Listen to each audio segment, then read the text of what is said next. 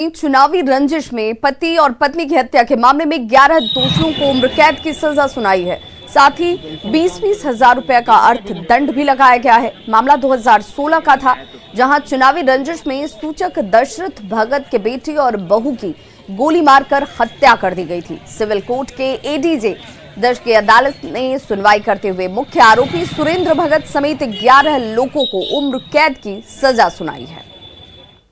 तिघरा गांव अंतर्गत चुनावी रंजिश के कारण इस केस के जो सूचक है इन लोगों ने मुदारा लोग कहा कि आप गुड़िया देवी के पक्ष में वोट किया है, हमको वोट नहीं दिया है। इसी तरह सोची समझी साजिश के तहत सभी मुदालेगण इनके सूचक के दरवाजे पर गए और हरबे हथियार से लैस होकर सूचक के बेटा और पुतोहू को गोली मार दिए। बांका में कनीय अभियंता से मारपीट और जाति सूचक गाली देने के आरोप में पुलिस ने भागलपुर सेंट्रल कोऑपरेटिव बैंक के चेयरमैन को गिरफ्तार कर लिया है।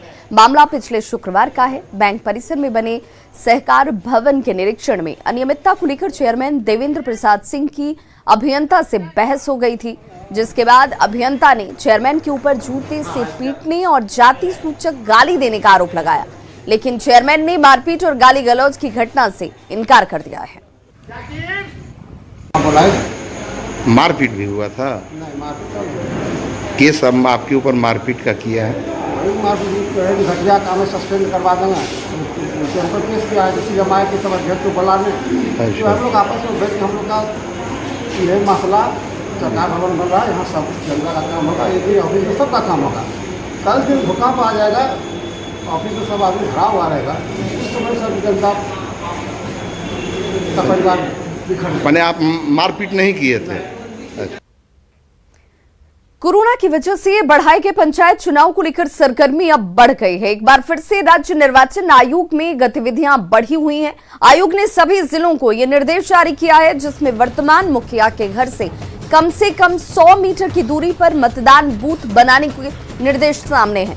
पुराने और जर्जर भवनों से बूथ बदलकर नए बने भवनों में ट्रांसफर करने को कहा गया है। साथ ही सभी जिलों से 5 जुलाई तक मतदान फेज के लिए चॉइस पूछी गई है। चुनाव को लेकर जिलों में ईवीएम मंगाने की तैयारी भी शुरू हो चुकी है। राज्य निर्वाचन आयोग के निर्देश पर सभी जिलों में आवंटित किए गए ईवीएम को विभिन्न राज्यों से मंगाने के लिए पदाधिकारियों को नामित किया गया है, ताकि समय पर ईवीएम बिहार पहुंच जाए।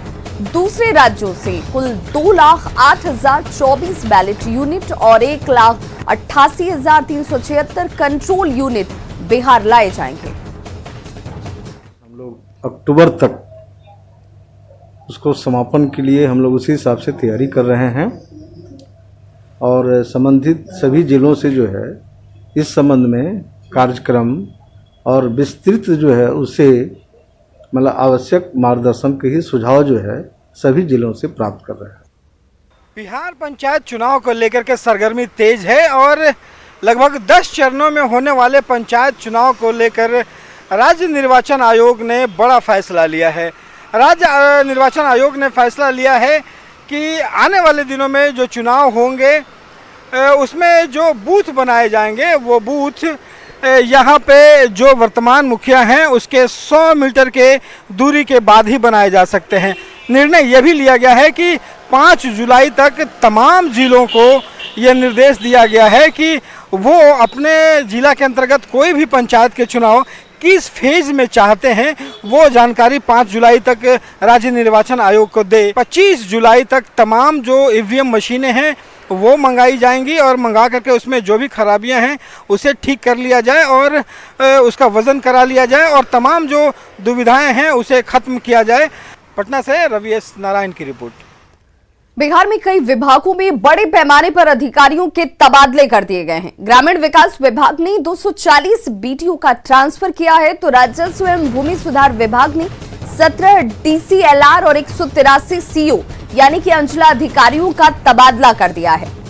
परिवहन विभाग में 14 एमवीआई का ट्रांसफर किया गया है, तो शिक्षा विभाग में बड़े पैमाने पर फेरबदल हुआ है। डीईओ और डीपीओ को यहां से वहां कर दिया गया है और इसके अलावा निबंधन विभाग में भी 14 अफसरों का तबादला हुआ है। इसके पहले कल कृषि विभाग की अगर बात करें तो 155 अधिकारियों का ट्रांसफर किया गया था।